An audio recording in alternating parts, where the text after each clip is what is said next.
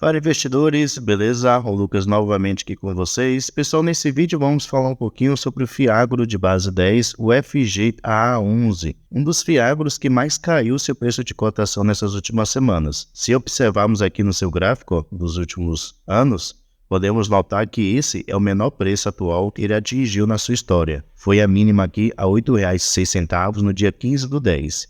E atualmente ele está custando aqui R$ 8,10. Então, está com um valor realmente muito baixo para o que seria o seu preço mais aceitável, né? Ou no caso, o seu preço justo. Então, vamos analisar o que foi que aconteceu com esse Fiagro, que é considerado aí um dos melhores para se investir, para que ele caísse dessa maneira a sua cotação. Será que ocorreu alguma coisa durante esse mês de setembro?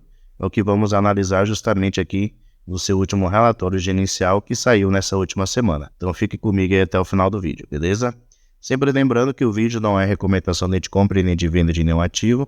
E se esse canal te ajuda de alguma maneira, deixe seu like, que é uma maneira de você mostrar o seu apoio. Então, sem mais enrolação, vamos lá. Como eu já mencionei, o FGAA11 fechou nessa última sexta-feira custando R$ 8,10, atingindo as suas mínimas históricas. Seu dividend yield, que é a sua rentabilidade acumulada dos últimos 12 meses, está de 15,74%, uma boa rentabilidade. Além disso, seu P sobre VP está de 0,84%. Então, isso quer dizer que o fundo está com deságio custando mais barato do que ele realmente vale. E um desconto aqui de aproximadamente 16%. O fundo também conta com uma boa liquidez média diária superior aqui a 1,4 milhões.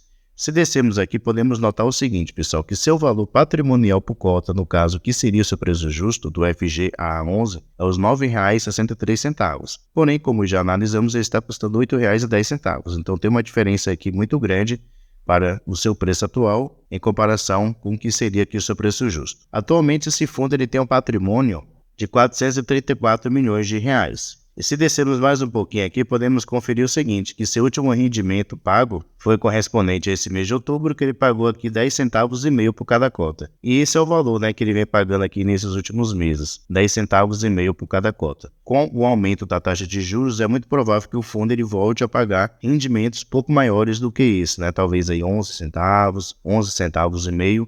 Dependerá bastante de como a Selic ela for subindo no decorrer desse tempo. Vamos aqui agora, pessoal, no seu último relatório gerencial, conferir algumas informações sobre o fundo, especialmente correspondente ao seu último mês de setembro de 2024. Então, aqui no comentário do gestor, ele diz o seguinte, que no mês de setembro, o mercado foi fortemente impactado pelos pedidos de recuperação judicial de algumas companhias do agronegócio, sendo o principal deles o caso da AgroCalax, um dos maiores distribuidores de insumos agrícolas do país. Esse evento trouxe volatilidade ao segmento de crédito agro, gerando incertezas no mercado.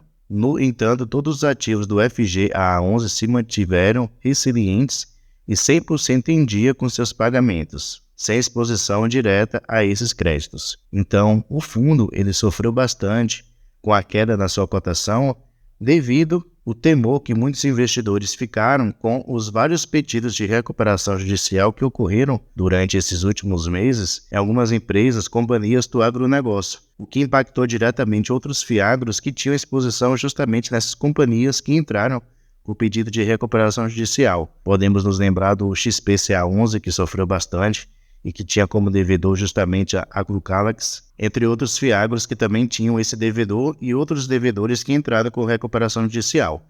Então, o fundo, o FGAA11, ele não foi diretamente impactado devido a esses pedidos de recuperação judicial, já que nenhum dos seus devedores entrou com pedido de recuperação judicial e estão em dias com seu pagamento, porém, indiretamente o fundo ele foi impactado, devido a esse temor que alguns investidores ficaram com o setor agro de modo geral. Aqui ele menciona também que a postura do fundo, que é conservadora, permitiu proteger o fundo e mesmo nesse cenário de alta volatilidade, registramos uma remarcação positiva de 1,7 milhão em setembro. Esse resultado positivo demonstra a qualidade dos ativos que compõem a carteira do fundo e beneficia diretamente os cotistas. Ele menciona aqui também que apesar destes resultados positivos, a cota do FGAA11 permaneceu desvalorizada.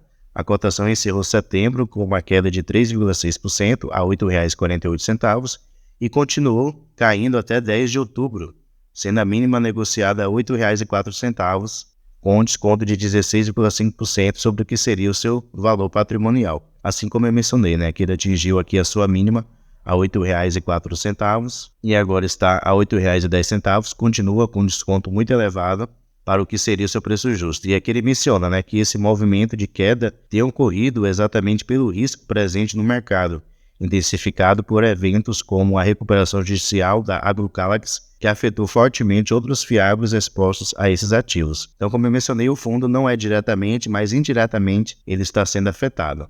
Pelo menos na minha opinião, o preço atual do FGA11 é uma excelente oportunidade de se investir nesse ativo.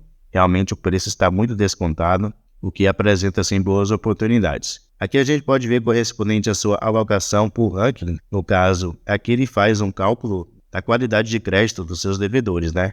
Então, a maioria das empresas que atualmente aqui são devedoras do FGA11 tem uma nota muito boa de crédito, AAA. Então, isso significa que geralmente são empresas aí sólidas que já faz muito tempo que estão no mercado e que dificilmente vão dar algum tipo de calote no ativo, né? Vão deixar de honrar os seus compromissos. A maioria aqui dos seus devedores tem notas muito boas de crédito. Aqui um pouquinho mais embaixo a gente também pode ver os seus ativos alocados, no caso, quais são seus devedores e a exposição em PL de cada um deles. Aqui podemos notar que ele tem 5 concentrações, né? Esse Alcoeste aqui atualmente corresponde a 14,7% do seu patrimônio atual. O WT atualmente corresponde aqui a 14,6%. O Jales corresponde aqui a 8,6%. Tem também o Lins, que corresponde a 7,3%. O Sonora, que corresponde a 7,1%.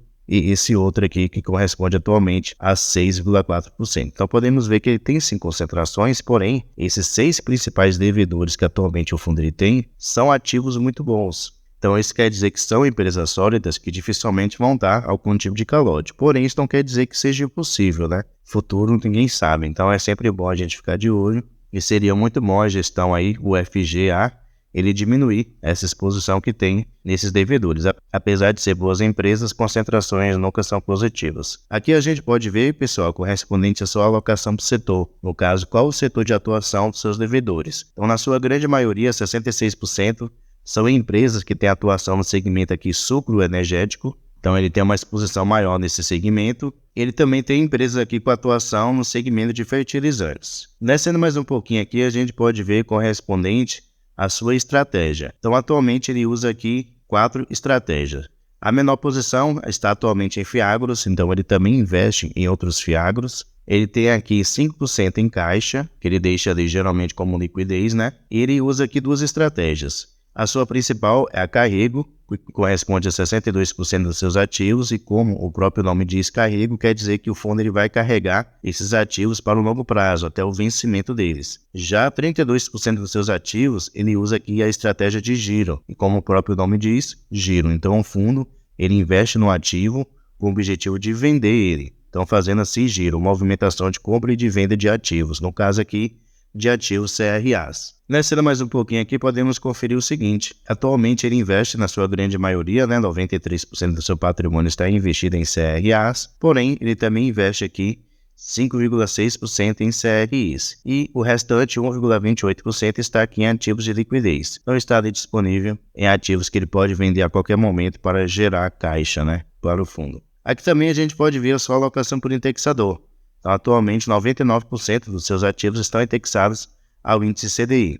E como eu havia mencionado, como a taxa de juros ela tem expectativa de continuar subindo até 11,50% em meados do próximo ano, isso vai beneficiar bastante o ativo. Em breve, o fundo ele pode voltar a pagar aí 11 centavos, 12 centavos por cada cota, dependerá bastante, como eu havia mencionado, de como a taxa Selic ela for aumentando no decorrer do tempo. Se ela aumentar bastante, o fundo também ele vai se beneficiar e vai voltar a pagar aqueles altos rendimentos que pagava de 13%, 14%. Então depende muito aí de como a taxa Selic ela ficar nas próximas reuniões do Copom. Aqui também podemos ver que a maioria dos seus ativos, que atualmente ele tem 74%, são ativos originados pela própria gestora. Então são ativos feitos aí pela própria gestora sem ter uma terceirização por detrás. Com respeito ao seu demonstrativo financeiro referente aqui ao mês de setembro de 2024, podemos notar que o fundo ele gerou aqui 6,5 milhões de reais, então gerou um valor bem superior aos meses anteriores. Despesas, o fundo teve aqui 414 mil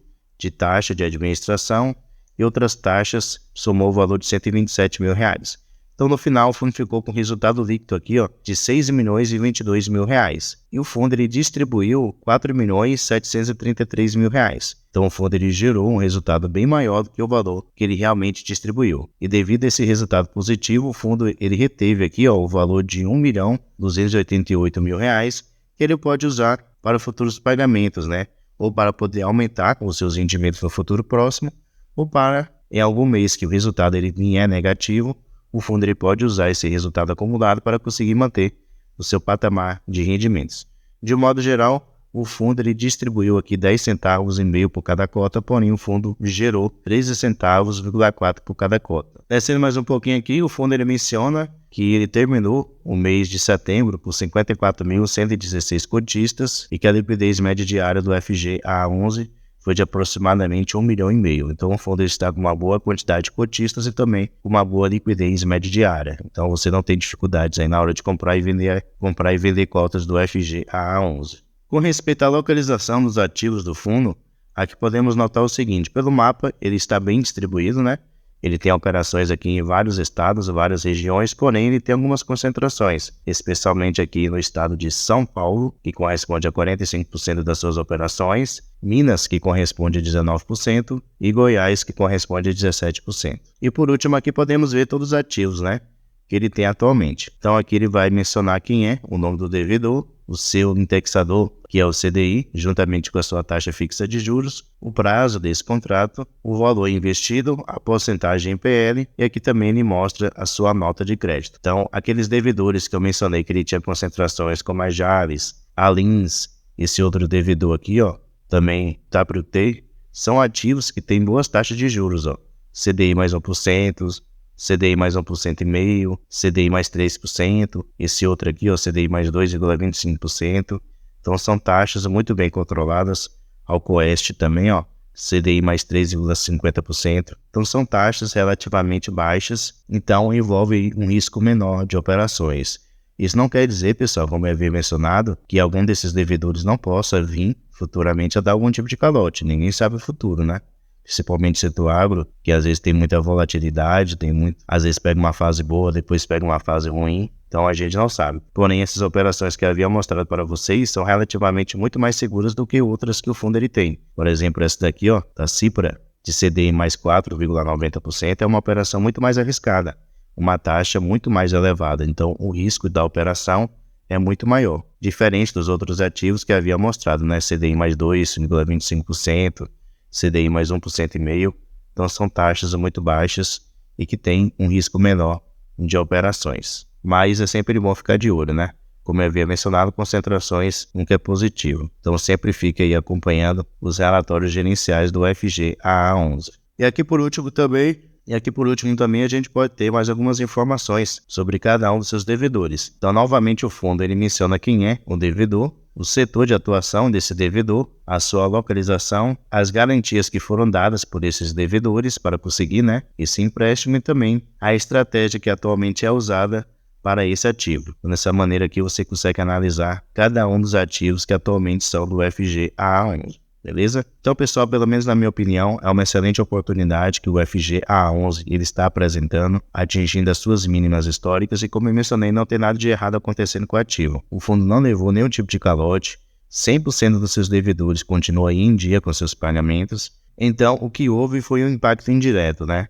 Já que algumas empresas do setor agro entraram com pedido de recuperação judicial, então isso afetou os fiagros de um modo geral.